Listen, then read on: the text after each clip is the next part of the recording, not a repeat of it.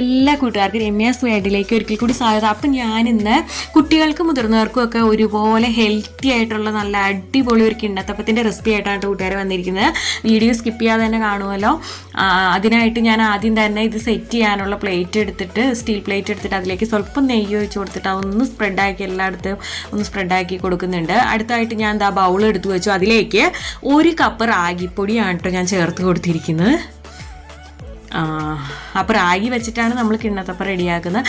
അതിലേക്ക് ഒരു 3/4 കപ്പ് ശർക്കരപ്പൊടി നമ്മൾ ചേർത്ത് കൊടുക്കും. അപ്പോൾ കൂട്ടുകാർ മധുരത്തിന് ആവശ്യമായ എന്തൂരാന്ന് വെച്ചാൽ എടുത്തോളൂ കേട്ടോ ശർക്കര. പിന്നെ ഇതാ ഒരു 3 ഏലക്ക ഞാൻ സ്വല്പം പഞ്ചസാരയും കൂടെ ചേർത്ത് പൊടിച്ചെടുത്തതാണ് കേട്ടോ.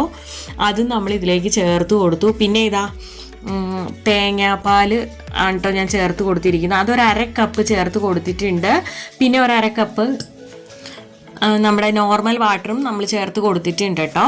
അപ്പോൾ തേങ്ങാപ്പാൽ ഞാൻ 1-2 പാൽ അങ്ങനെയൊന്നും എടുത്തിട്ടില്ല കേട്ടോ. ഒറ്റ ഇതായിട്ട് നമ്മൾ പാൽ പിഴിഞ്ഞെടുത്തതാണ്. പിന്നെ ഇതാ സ്വല്പം നെയ്യും കൂടെ ചേർത്ത് കൊടുത്തിട്ടുണ്ട്. ഇനി ഇത് നന്നായിട്ട് നമുക്ക് കട്ടകളൊന്നും ഇല്ലാതെ തന്നെ നന്നായിട്ടൊന്ന് മിക്സ് ചെയ്തെടുക്കാം കേട്ടോ. അപ്പോൾ ഇതാ ഏകദേശമൊക്കെ ഒന്ന് മിക്സായി വന്നിട്ടുണ്ട് കേട്ടോ. അപ്പം ഇനി ഇത് നമുക്ക് ഇനിയിപ്പോൾ ഫ്ലെയിം ഓൺ ആക്കിയിട്ട് നമുക്ക് അടുപ്പത്തേക്ക് വെച്ച് കൊടുക്കാം. പാനിലേക്ക് ഒഴിച്ച് കൊടുത്തിട്ടുണ്ട്. അപ്പം ഇനി ഇത് കൈവിടാതെ നമുക്കിതൊന്ന് ഇളക്കി എടുക്കാം കേട്ടോ. പെട്ടെന്ന് തന്നെ ഇത് കുറുകി വരൂ കേട്ടോ. ഒരു മീഡിയം ഫ്ലെയിമിൽ വെച്ച് കൊടുക്കാം. എന്നിട്ട് നമുക്ക് നന്നായിട്ടൊന്ന് കുറുക്കിയെടുക്കണം. അപ്പം ഇതാ ഏകദേശം നമ്മുടെ ഇത് കുറുകി വരുന്നുണ്ട് കേട്ടോ. അപ്പം ഇത്രയും പോരാ, കുറച്ചും കൂടെ ഒന്ന് ഇതായി വരണം കേട്ടോ. നമ്മളെ പാനിയിൽ നിന്ന് വിട്ടു വരുന്ന ഒരു പരുവം വരെ ആവണം. അത് കൂട്ടുകാർക്ക് അറിയാം. നമ്മളത് ഇതിങ്ങനെ കുറുക്കിയെടുക്കുമ്പോൾ നമുക്കത് അറിയാൻ പറ്റും കേട്ടോ. കൺസിസ്റ്റൻസി നമുക്ക് അറിയാൻ പറ്റും. അധികം ഇൻഗ്രീഡിയൻസ് ഒന്നും വേണ്ടാത്ത ഒരു അടിപൊളി മധുരപലഹാരമാണ് കേട്ടോ ഇത്. എല്ലാവർക്കും തന്നെ ഇഷ്ടപ്പെടും.